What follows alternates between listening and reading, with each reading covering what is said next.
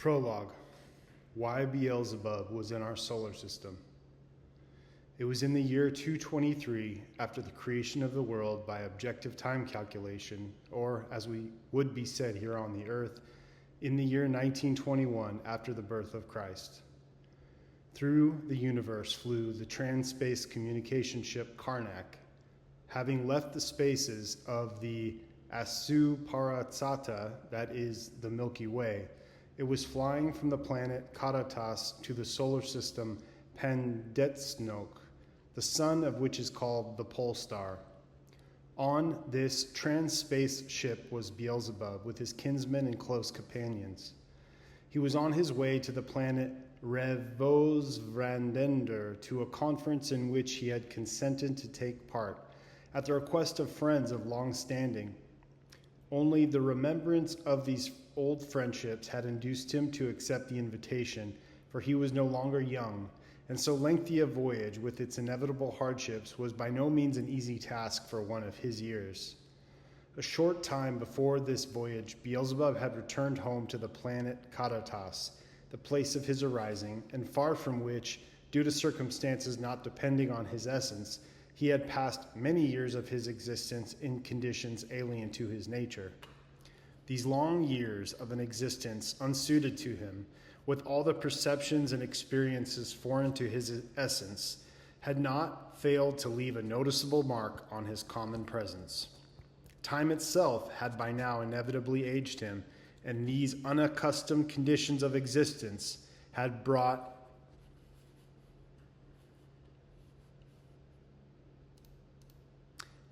Beelzebub, that same Beelzebub who had so exceptionally strong, fiery, and splendid a youth, to a no less exceptional old age. Long before, when Beelzebub was still existing at home on the planet Karatas, he had been taken, owing to his extraordinarily resourceful intelligence, into service on the Sun Absolute, where our Lord's sovereign endlessness has the fundamental place of his dwelling, and there Beelzebub, with a number of others like himself, had become an attendant upon his endlessness. But then, owing to his youthful and still unformed reason, as well as to his callow and impetuous mentation, with its unequally flowing associations, that is, a mentation based on a limited understanding, which is natural for beings who have not yet become fully responsible, Beelzebub once saw something in the government of the world that seemed to him illogical, and having found support among his comrades, unformed beings like himself, interfered in what was none of his business. Thanks to the force and impetuosity of Beelzebub's nature, his intervention, supported by his comrades, soon captured all minds and brought the central kingdom of the megalocosmos to the brink of revolution. Having learned of this, his endlessness, notwithstanding his all-lovingness and all-forgivingness, was constrained to banish Beelzebub and his comrades to one of the remote corners of the universe, to the solar system Ors, whose inhabitants call it simply the solar system, and he assigned as the place of their existence one of the planets of that solar system, namely the planet Mars, with the privilege of existing on other planets also, but only of that solar system. Among these exiles, besides Beelzebub's comrades, were many who had merely sympathized with him, as well as the attendants and subordinates of Beelzebub and his friends. They all arrived with their entire households at this remote place, and in a short time there was formed on the planet Mars a whole colony of 3 centered beings from various planets of the central part of our great universe. This population, so foreign to that planet, accommodated itself little by little to its new dwelling place, and to shorten the long years of exile, many of them found some occupation or other, either on Mars or on neighboring planets that had been almost entirely neglected because of their remoteness from the center and the poverty of all their formations. As the years rolled by, many of these exiles, either on their own initiative or in response to needs of a general character, gradually migrated from Mars to other planets, But Beelzebub himself, with his close attendants, remained on the planet Mars, where he organized his existence more or less tolerably. One of his chief occupations was the setting up of an observatory on the planet Mars for the observation of remote points of the universe, as well as of the conditions of existence of beings on neighboring planets. And this observatory of his, by the way, later became well known and even famous everywhere in the universe. Although the solar system Mars had been neglected because of its remoteness from the center and for many other reasons, the most holy cosmic individuals surrounding our common Father Endlessness had sent messengers from time to time to the planets of this solar system to regulate more or less the process of existence of the three brain beings arising there, and to bring it into accord with the general world harmony. And thus, to one of the planets of this solar system, the planet called Earth, a messenger was once sent from our endlessness, a certain Ashiata Shiamash, and as Beelzebub had fulfilled a special task indispensable to his mission, this messenger, upon his return to the Sun Absolute, earnestly besought his endlessness to pardon the once young and fiery but now aged Beelzebub. In view of this request of Ashiata Shiamash, and also of the modest and conscious existence of Beelzebub himself, our Maker-Creator pardoned him and gave him permission to return to the place of his arising. And so it was that now, after a long absence, Beelzebub was again in the center of the universe. His influence and authority, far from having declined during his exile, had on the contrary greatly increased, since all those around him clearly recognized that, thanks to the long years he had spent in unaccustomed conditions, his knowledge and experience had inevitably been broadened and deepened. And so, when events of great importance occurred on one of the planets of the solar system Pendetsnok, Beelzebub's old friends decided to intrude upon him and invite him to the conference concerning these events. And that is why Beelzebub, with his kinsmen and attendants, was now making the long journey on the spaceship Karnak from the planet Karatas to the planet Revosvanvender. At the time to which our tale refers, all those aboard the big spaceship Karnak were occupied either with their duties or simply with actualizing what is called active being mentation. Among the passengers, one very handsome boy stood out. He was always near Beelzebub himself. This was Hassan, the son of Beelzebub's favorite son, Tuluf. After his return home from exile, Beelzebub had seen his grandson Hassan for the first time, appreciating his good heart, and also owing to what is called family attraction, had taken an instant liking to him. And as the moment happened to coincide with the time when the reason of young Hassan needed to be developed, Beelzebub, now having a good deal of free time, took charge of the education of his grandson himself, and from then on kept Hassan with him wherever he went.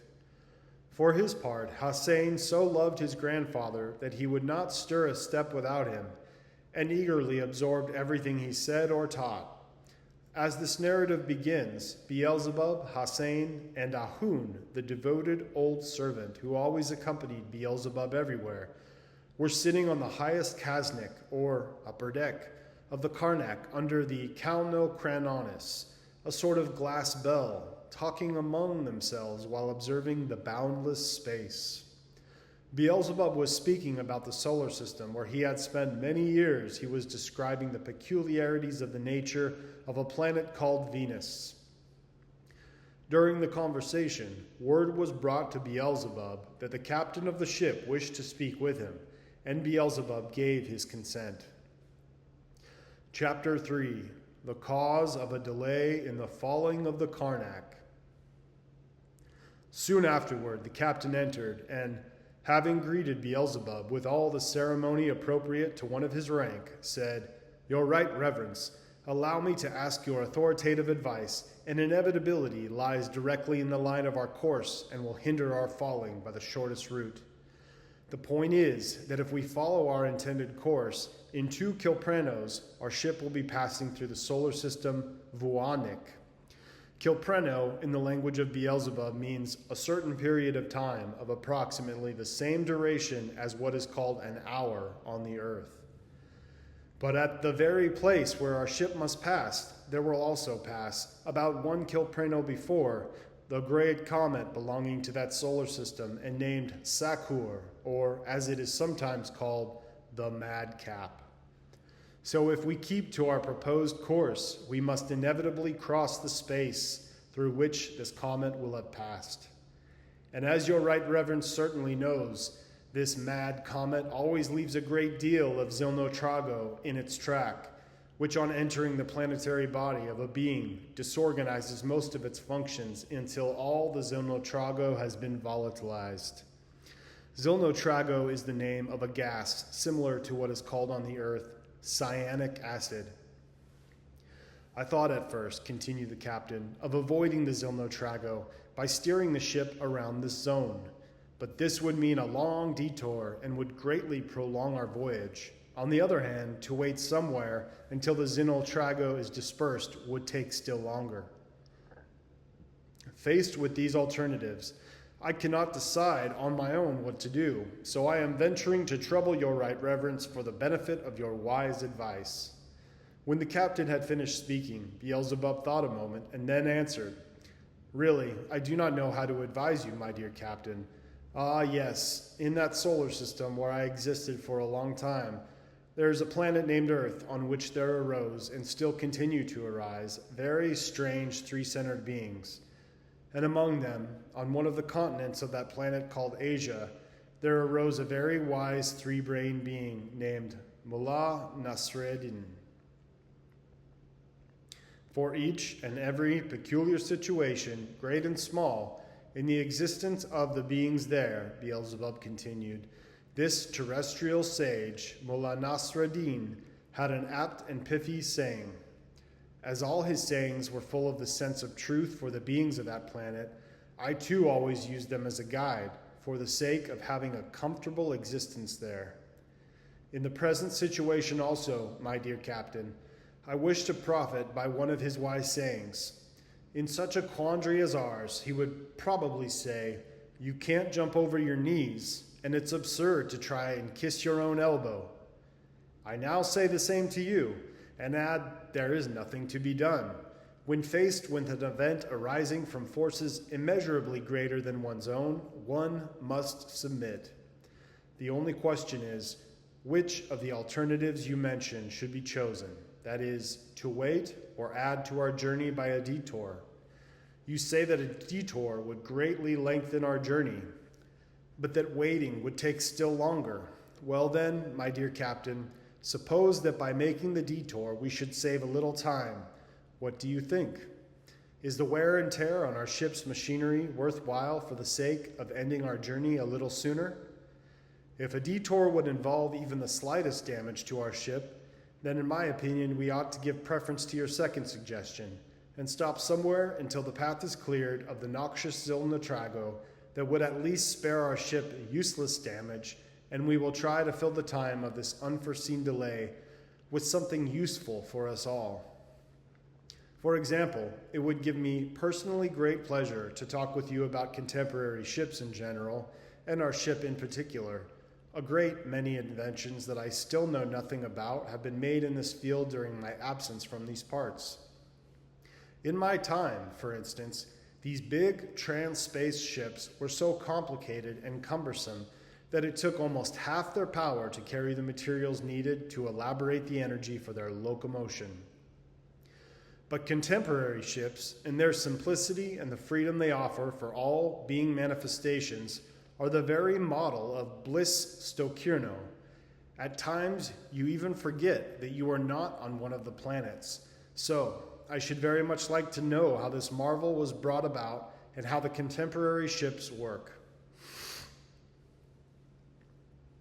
Now go, my dear captain, and make all the arrangements for this necessary stop. Then, when you are quite free, come back and we will pass the time of our unavoidable delay in conversation useful for us all. When the captain had gone, Hussein suddenly sprang to his feet and began to dance and clap his hands, shouting, "Oh, I'm glad about this."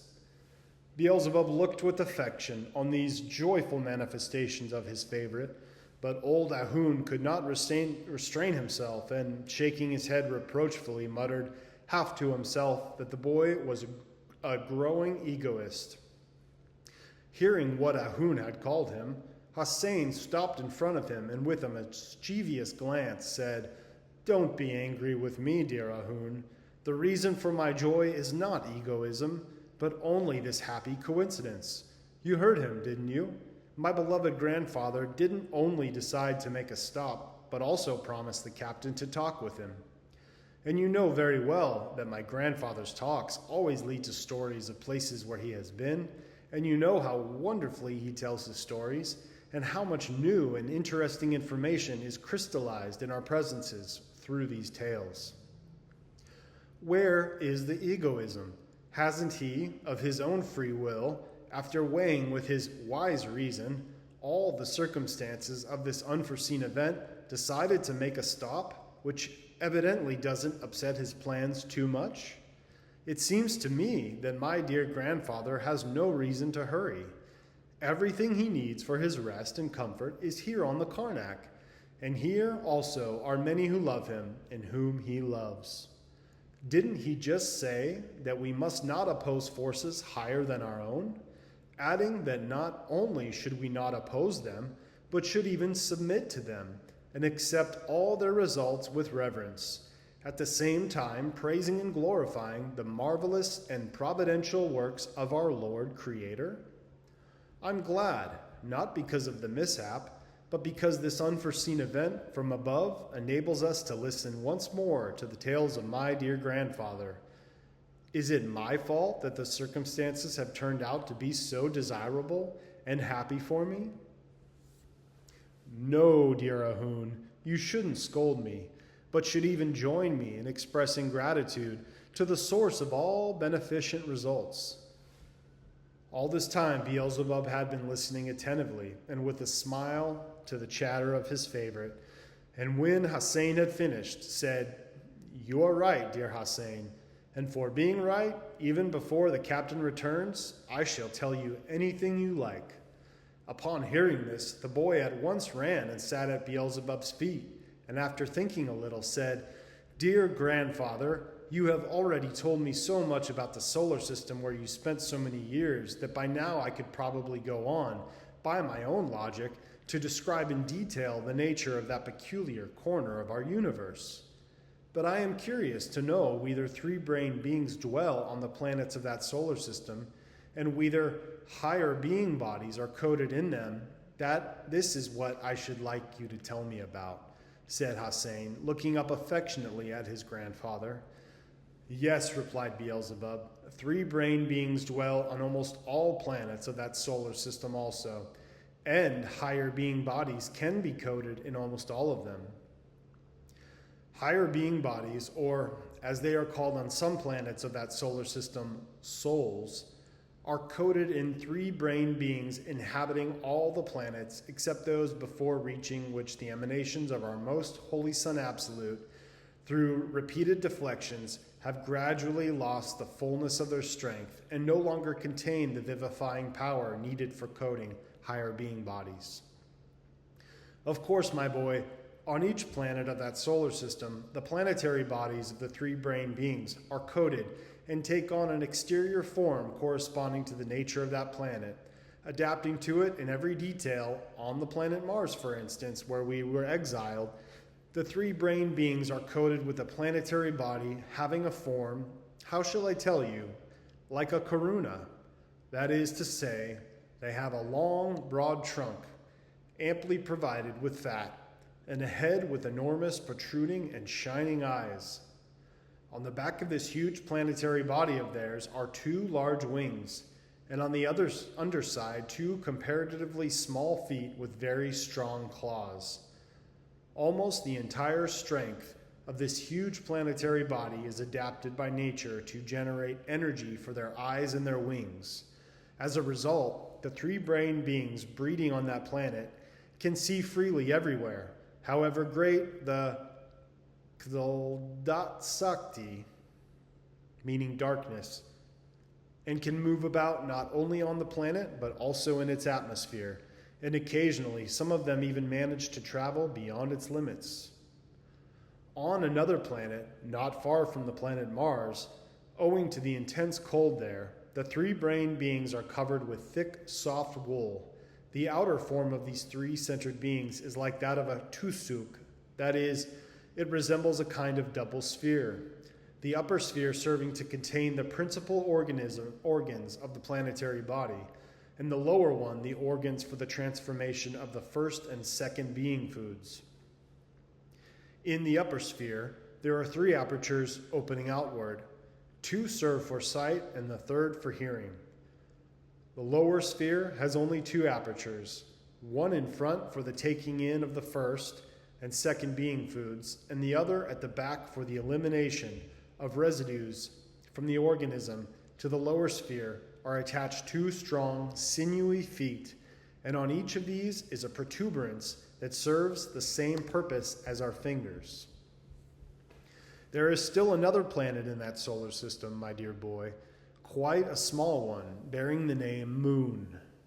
During its movement, this peculiar little planet often came very near our planet Mars, and sometimes for whole Kilpranos I took great pleasure in observing, through the Tescuanu, in my observatory, the process of existence of the 3 brain beings who inhabit it. Tescuanu means telescope. Though the beings of this planet have very frail planetary bodies, they have an indomitable spirit, which gives them an extraordinary perseverance and capacity for work. Their external form is like that of large ants, and like them, they are always bustling about, working both on and within their planet. The results of their ceaseless activity are already plainly visible. I once happened to notice that in 2 of our years, they had tunneled the whole of their planet.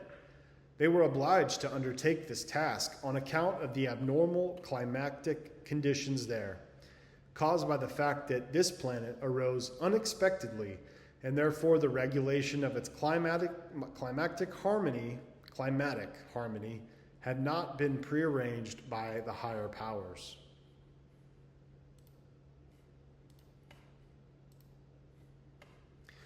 The climate of this planet is truly mad, and in its variability could give points to the most high-strung, hysterical women existing on another planet of that solar system, which I shall also tell you about.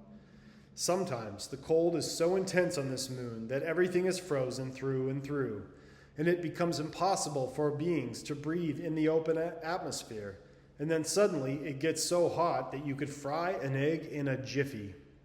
There are only 2 short periods on that peculiar little planet, namely, before and after it completes its orbit around a neighboring planet, when the weather is so glorious that for several rotations the whole planet is in bloom and yields the various products for the first being food of its inhabitants, even greatly in excess of what they need for existence in that strange interplanetary kingdom they have devised, where they are sheltered from the vagaries of this mad climate and all the inharmonious changes in the state of the atmosphere. Not far from that small planet is another larger planet, which occasionally comes quite close to Mars and is called Earth. The moon is actually a fragment of this Earth, which must now constantly maintain the moon's existence. On the planet Earth also, 3 brain beings are formed, and they too contain all the data for higher being bodies to be coded in them. But in strength of spirit, they do not begin to compare with the beings breeding on the little planet I just mentioned. The external coding of the 3 brain beings of that planet Earth closely resembles our own, except that their skin is a little slimier than ours. Moreover, they have no tails, and their heads are without horns. But the worst thing about them is their feet, for they have no hooves. It is true that for protection against external influences, they have invented what they call boots, but this invention does not do them much good. Aside from the imperfection of their external form, their reason is uniquely and utterly bizarre. Their being reason, owing to many causes that I may tell you about sometime, has gradually degenerated and at present is very, very strange and peculiar in the highest degree. Beelzebub was about to say more, but just then the captain of the ship entered, so, promising the boy to tell him about the beings of the planet Earth some other time, he began to talk with the captain. He asked the captain first to tell him who he was, how long he had been a captain, and how he liked his work, and then to give him some information about contemporary cosmic ships. "Your right reverence," the captain began, "when I approached the age of a responsible being, I was destined by my father for this career, in the service of our endless creator, starting in the lowest ranks on the trans-spaceships. I ultimately became worthy to perform the duties of captain, and for 8 years now I have been a captain on long-distance ships. In this latest post of mine on the Karnak, I succeeded my father, who had performed the duties of captain almost from the very beginning of world creation, and who, after his long years of blameless service to his endlessness, was held worthy of promotion to the post of governor of the solar system Kalman. In short," continued the captain, "I began my service just when your right reverence was leaving for the place of your exile. I was then only a sweeper on the long-distance ships of that period.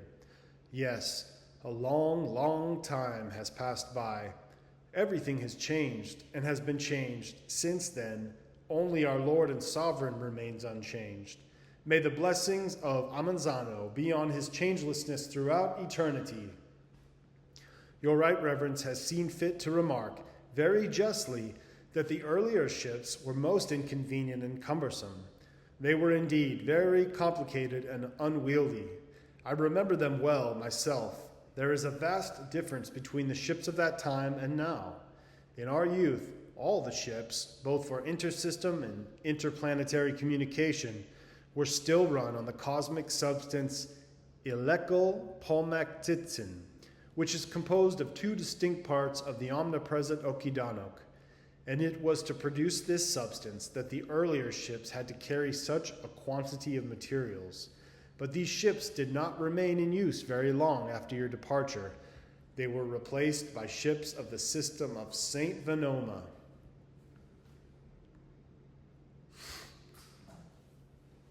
Chapter 4, The Law of Falling. The captain continued, "This happened in the year 185 by objective time calculation. Saint Venoma had been taken for his merits from the planet Suert to the holy planet Purgatory, where, after familiarizing himself with his new surroundings and new duties, he devoted all his free time to his favorite work. This favorite work was to try to discover what new phenomena could be obtained from various combinations of lawful phenomena already existing.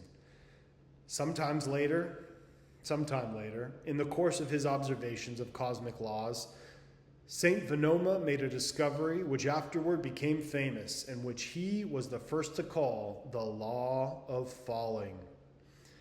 Saint Venoma formulated this cosmic law as follows: everything existing in the world falls to the bottom. The bottom for any part of the universe is its nearest stability. And this stability is the point towards which all the lines of force from all directions converge. The centers of all the suns and planets of our universe are precisely such points of stability. They are the lowest points of that region of space toward which forces from all directions of the given part of the universe inexorably tend and where they concentrate. Each of these points is also a center of gravity that enables suns and planets to maintain their proper places. Saint Venoma stated further that when an object, wherever it may be, is dropped into space, it tends to fall on one or another sun or planet, depending on which sun or planet this part of space belongs to. That sun or planet being for the given region the stability or the bottom. Starting from this, Saint Venoma, continuing his research, reasoned as follows: if this is so, could not this cosmic property be utilized for the locomotion we need between the spaces in the universe? And from then on, he worked along that line. His further saintly labors showed that although in principle this was possible, in fact, the law of falling alone could not be employed fully to achieve this purpose, for the simple reason that the atmosphere surrounding most of the cosmic concentrations would hinder the direct falling of the object dropped in space. Having established this, Saint Venoma turned his whole attention to finding some means of overcoming the atmospheric resistance to ships constructed on the principle of falling. And 3 Luniuses later, Saint Venoma did find such a means, and as soon as a suitable vessel had been completed under his direction, he went on to practice trials. This construction had the appearance of a large chamber, the walls of which were made of a special material, somewhat like glass. On every wall of the chamber were fitted, so to say, shutters made of material impervious to the rays of the cosmic substance, Illico-Pomectizin, and these shutters, although set close to the walls, could slide freely in any required direction. Within the chamber was placed a special battery which generated and supplied this substance, Illico-Pomectizin. I was present myself, Your Right Reverence, at the first experiments in which Saint Venoma tested the principle he had discovered. The whole secret lay in this: when rays of Illico-Pomectizin were made to pass through the special glass, they destroyed everything in their path that the atmosphere of planets is usually composed of, such as air, gases of all kinds, fog, and so on. This part of space became absolutely empty, without resistance to pressure, so that even an infant being gave this enormous structure a push, so that even if an infant being gave this enormous structure a push, it would move as lightly as a feather. On the outer side of this peculiar structure were appendages like wings, which were set in motion by this same substance, Illico-Pomectizin, and gave the impetus to move this immense structure in the required direction. And so, when the results of these experiments had been approved and blessed by the Commission of Inspection under the presidency of the Archangel Adosia, the construction of a big ship on these principles was begun. The ship was soon ready and commissioned for service, and this type of ship gradually displaced all the systems that had existed before. Later, Your Right Reverence, the inconvenience of this system became more and more apparent. Nevertheless, it continued to be used exclusively on all the lines of trans-space communication.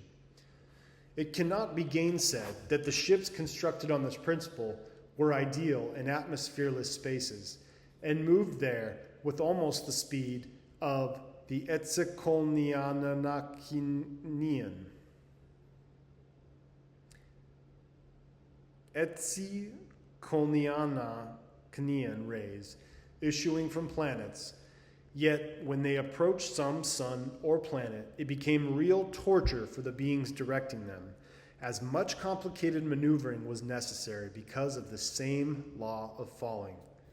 For as soon as a ship came into the atmosphere medium of some sun or planet that it had to pass, it immediately began to fall toward that sun or planet, and as I just said, great care and considerable knowledge were needed to keep the ship from falling off its course. While the ships were passing near any sun or planet, their speed often had to be reduced hundreds of times below their usual rate.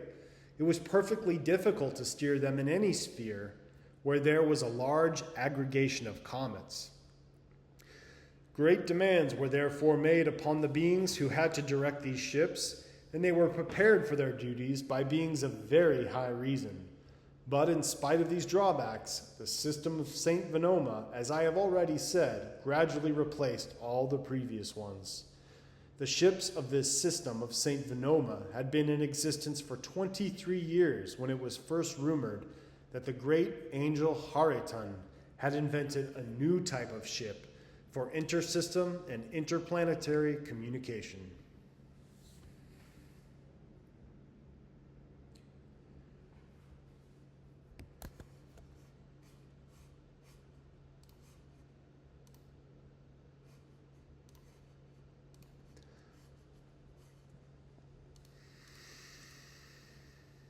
The system, chapter 5, the system of Archangel Hareton.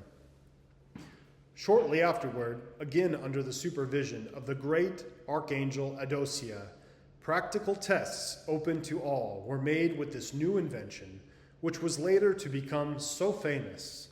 The new system was unanimously acknowledged to be the best, and soon it was adopted for service throughout the universe, gradually superseding all previous systems. At the present time, this system of the great angel, now Archangel, Hareton, is in use everywhere. The ship on which we are now flying is based on the same principles, and its construction is similar to that of all ships built according to this system. It is not very complicated. The whole of this great invention consists of a single cylinder shaped like an ordinary barrel. The secret of this cylinder lies in the disposition of the materials of which its inner walls are composed.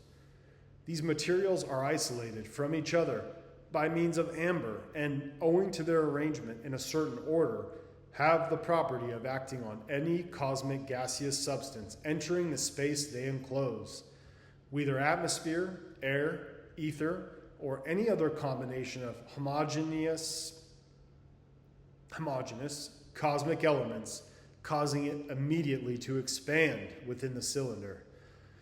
The bottom of the cylinder barrel is hermetically sealed, but the lid, although it can be tightly closed, is hinged in such a way that on pressure from within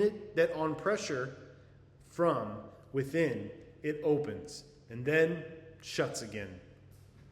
So, you're right, Reverence. If this cylinder barrel is filled with atmosphere, air, or any other such substance, the actions of its walls causes these substances to expand to such an extent that the interior becomes too small to hold them. Striving to find an outlet from this constricted interior, they naturally press against the lid of the cylinder barrel, which opens on its hinges and allows these expanded substances to escape, and then immediately closes again. Since in general nature abhors a vacuum, as soon as the expanded gaseous substances are released, the cylinder barrel is again filled up with fresh substances from outside, and they in their turn undergo the same process, and so on without end. Thus the substances are always being changed, and the lid of the cylinder barrel alternately opens and shuts. Fixed to this lid is a very simple lever operated by the movement of the lid, which sets in motion some also very simple cogwheels, and these in turn revolve fans attached to the sides and stern of the ship itself. Thus, your right reverence, in spaces where there is no resistance, contemporary ships like ours simply fall toward the nearest stability. But where there are any cosmic substances that offer resistance, it is these substances, no matter what their density, that are acted upon by the cylinder and enable the ship to move in any desired location. It is interesting to note that the denser the substance in any given part of the universe, the better the charging and discharging of the cylinder barrel proceed. And in consequence, of course, the rate of movement of the levers is accelerated. Nevertheless, I repeat, a region without atmosphere, that is, a space containing only world ether-nocrilno, is the best for contemporary ships, as it was for earlier ones, because it offers no resistance at all, and the law of falling can therefore be employed to the full with no need for the work of the cylinder. Furthermore, contemporary ships have the advantage that in atmosphereless spaces they can be given an impetus in any direction and can fall wherever intended without the complicated manipulations necessary in ships of the system of St. Venoma. In short, your right reverence, both in convenience and simplicity, contemporary ships are beyond comparison with the earlier ones, which were often exceedingly complicated and at the same time had none of the possibilities of the ships we use now.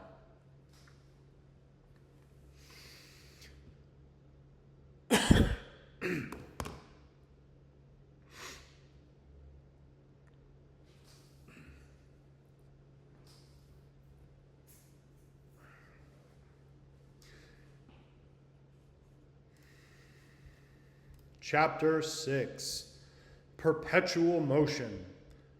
Wait, Beelzebub interrupted. What you have just been describing must surely be that ephemeral idea that the strange three-brained beings breeding on the planet Earth called perpetual motion, for the sake of which at one time great numbers of them went quite mad, or even perished. It once happened on that ill-fated planet that somebody got the crazy notion into his head that he could invent a mechanism that would run forever without requiring any material from the outside. This notion so took everybody's fancy that most of the crackpots of that peculiar planet began thinking about it and trying to produce this miracle. How many of them had to pay for this ephemeral idea with all the material and spiritual welfare that they had previously acquired at great cost? For one reason or another, they were all quite determined to invent what they imagined would be a simple matter. Whenever external conditions permitted, many of them gave themselves up to the search for this perpetual motion, without any inner data for such work, some relying upon their knowledge, others upon luck, but most of them driven by an already full-blown psychopathy. In short, to invent perpetual motion became the rage there, and every crank felt obliged to be interested in this question.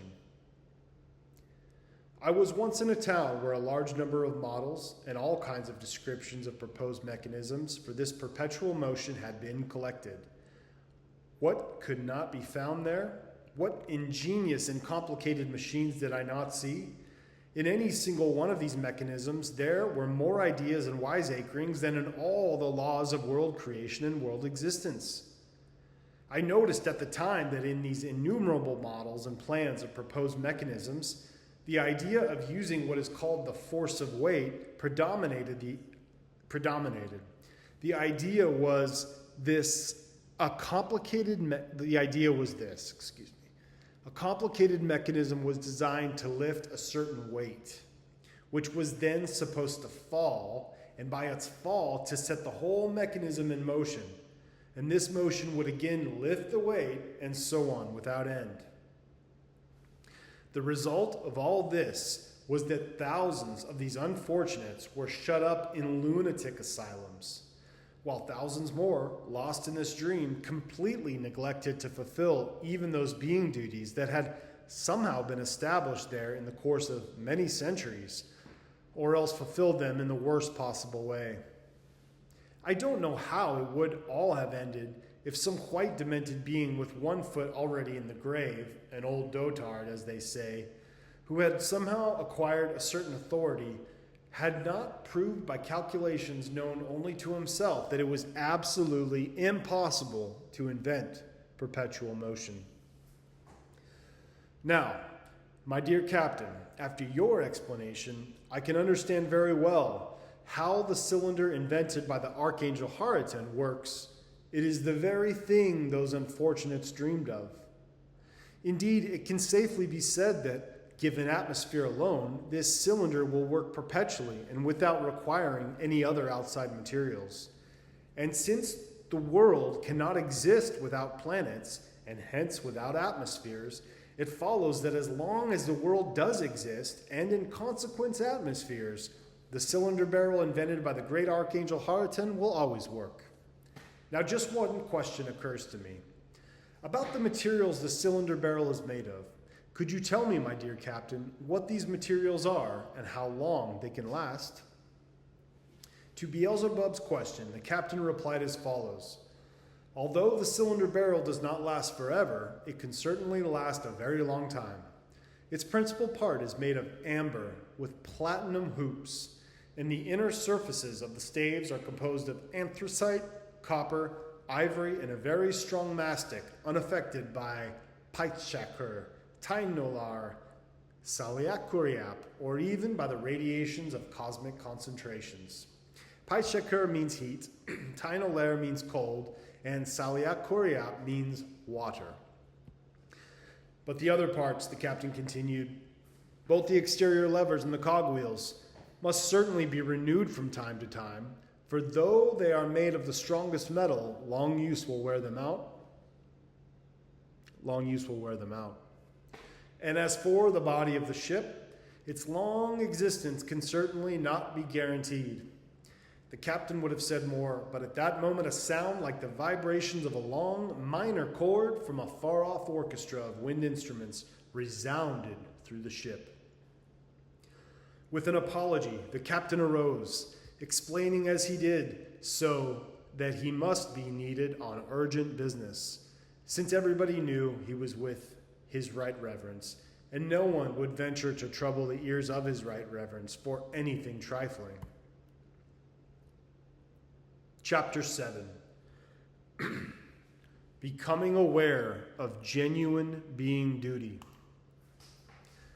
When the captain had gone, Beelzebub glanced at his grandson, and noticing his unusual state, asked with concern and a shade of anxiety, "What is the matter, my dear boy?